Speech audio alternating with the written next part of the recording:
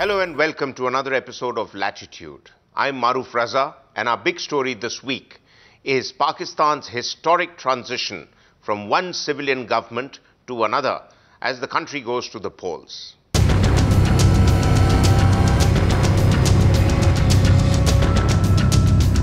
For 66 years after partition,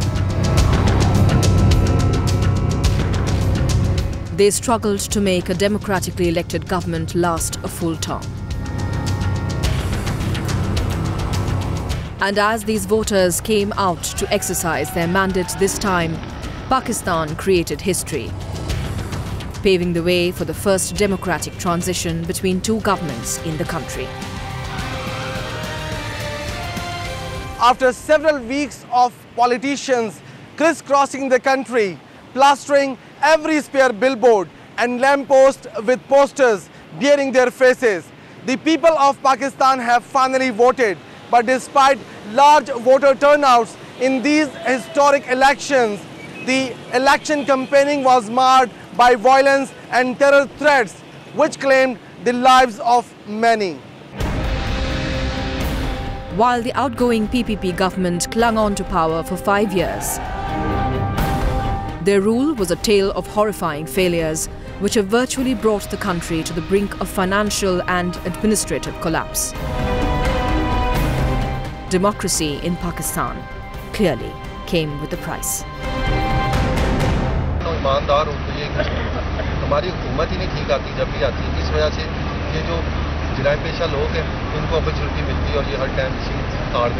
हमें मिलकर चलना चाहिए, दहशतगर्दी को खत्म करना चाहिए, जो तंजीमें हैं उनके खिलाफ कार्रवाई होनी चाहिए।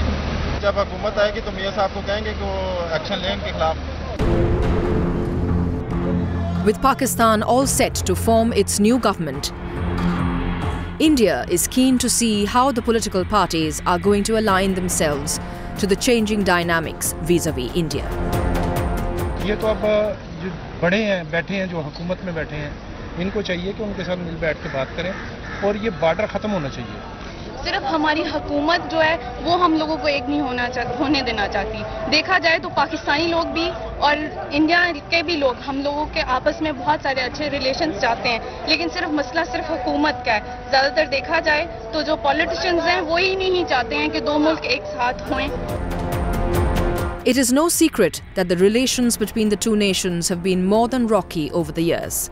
So the question is, how many of these leaders from Pakistan would continue to harp on issues like Kashmir at the cost of bringing peace?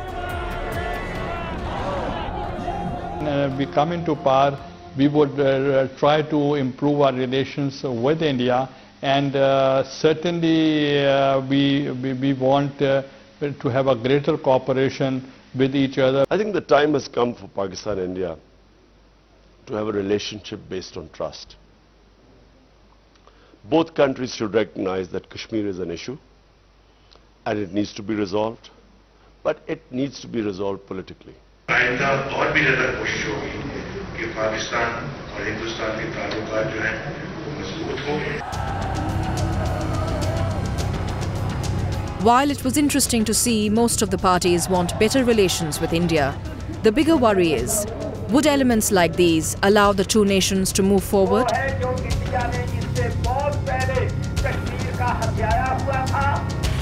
Would terrorists like Hafiz Saeed allow the new Pakistani government to dismantle terror?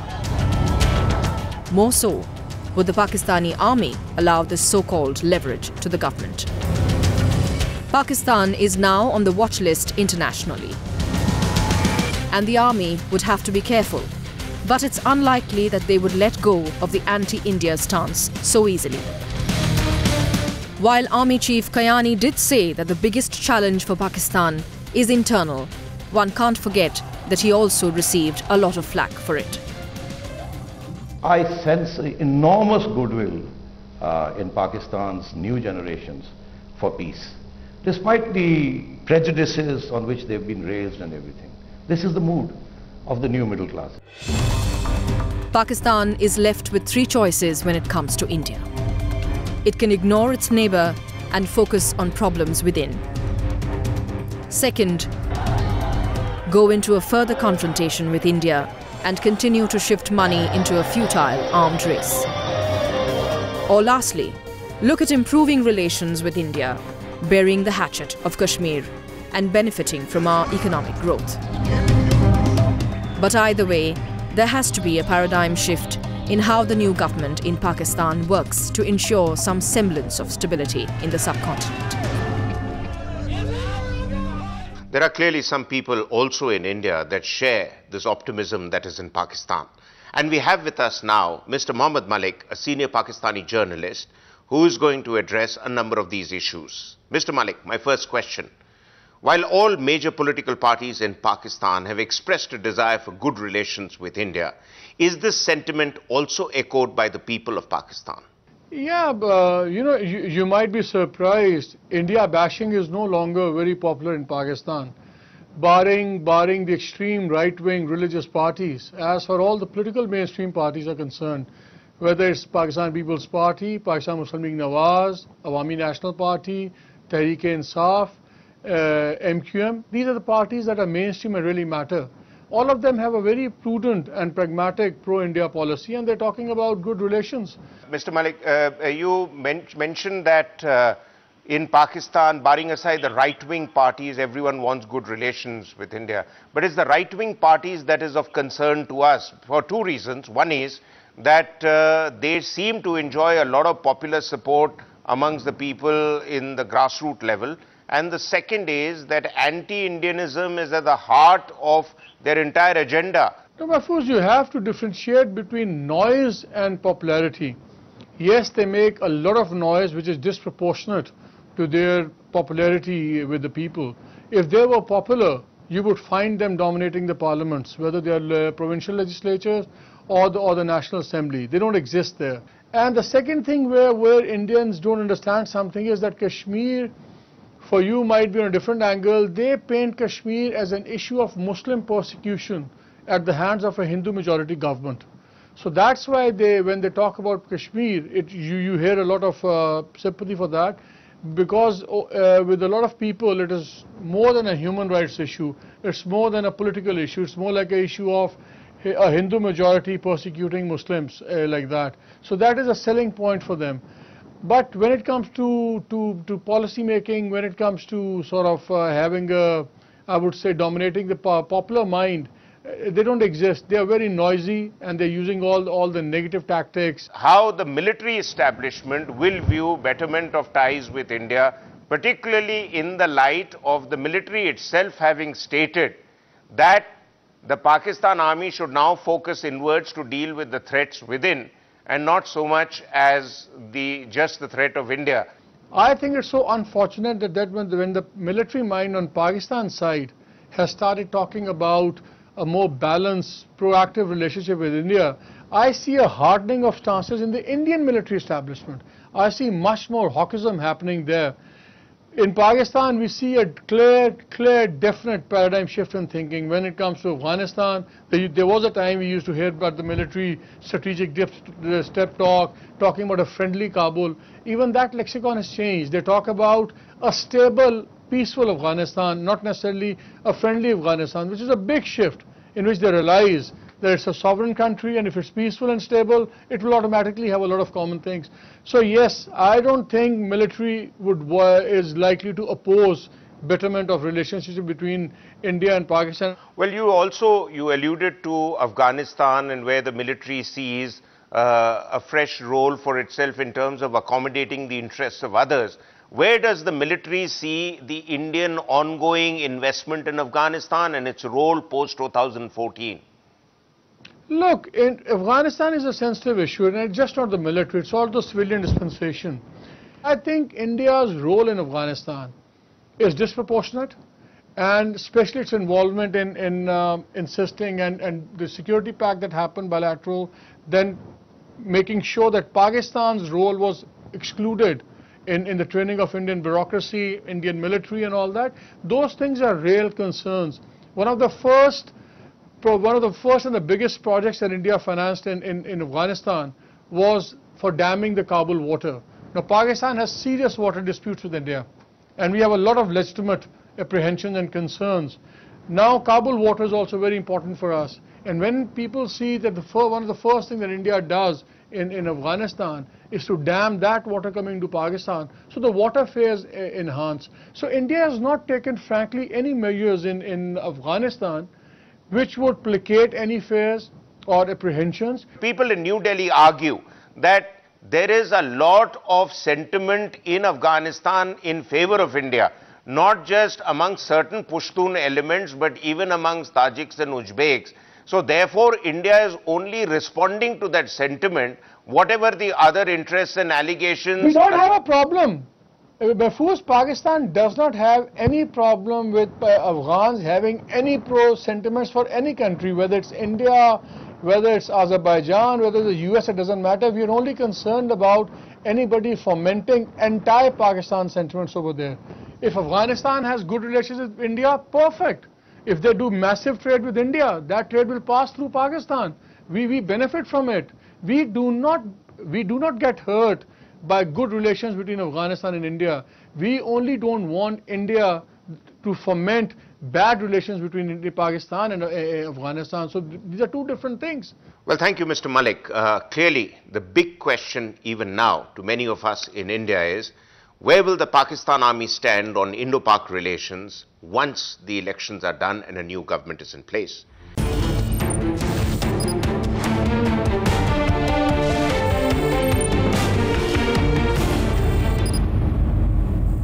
Welcome back. Clearly, the other big story this week has been India's decision to support the further build-up of the port of Chabahar in Iran, its implications for the strategically important role that India wishes to play in Afghanistan, and how this would impact on Indo-US relations and the region.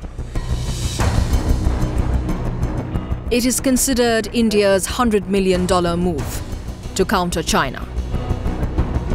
A decision to upgrade this crucial Chabahar port in Iran, which will give us easy access to landlocked Afghanistan and subsequently to the whole of Central Asia. It is at a corner, you can say, between Iran and Pakistan. So its location is very important. You know, with Pakistan not allowing our goods to go through Pakistan, there is no transit facility available for Indian trade across Pakistan. The route to Afghanistan and Central Asia has to be there, you know, and the shortest route is through Iran. So Chabahar is the best location. It was during the External Affairs Minister's visit to Tehran last week that India gave its principal nod to this project, taking the bilateral ties between the two countries to a different level. We will need a route to evacuate what we produce, and unless that's available on the western side of Afghanistan, it'll be stillborn. All our dreams will be stillborn, and therefore this is the best possible alternative route that we have.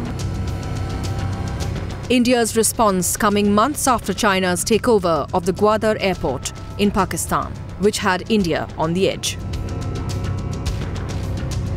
A clear attempt to thwart China's plan to expand its interest in the Indian Ocean. Situated just around 76 kilometers from the Gwadar port in Pakistan, Iran's Chabahar port provides a free trade zone. It is extremely crucial to India as Pakistan does not allow transit facility from India to oil-rich Afghanistan. Let us not forget also it is only India and China that the two giant Asian country which having the GDP more than 6% for the next decade. Everybody is looking at this part of the world for investment, for opportunities, and I think even the European knows that, even the American knows that, even the Arab realize, and they start coming to India for investment. But India's agreement with Iran on the upgradation of this port is expected to irk the US, which is trying to put pressure on Tehran to abandon its nuclear program. Thus, India will have to tread a cautious line, not upset the US or raise an alarm for China.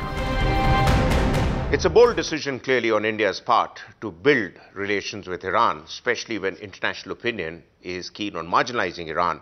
And we have with us now Dr. Gareth Price from the Royal Institute of International Affairs, better known as Chatham House. And Dr. Price, my first question to you is, in the light of what India is planning to do with Iran? What could be India's motivations to build bridges with Iran and beyond?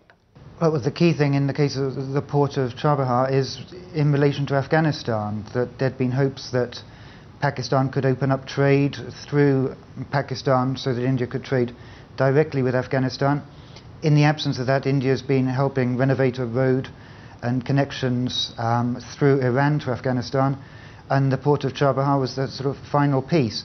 Now, clearly, when there was a lot of talk within Pakistan about granting India most favoured nation status, presumably there were hopes that this would extend and ease trade through Pakistan to Afghanistan. But given the slow progress, it would seem that eventually India's decided to step in and do up the port in Iran to facilitate trade with Afghanistan. Right.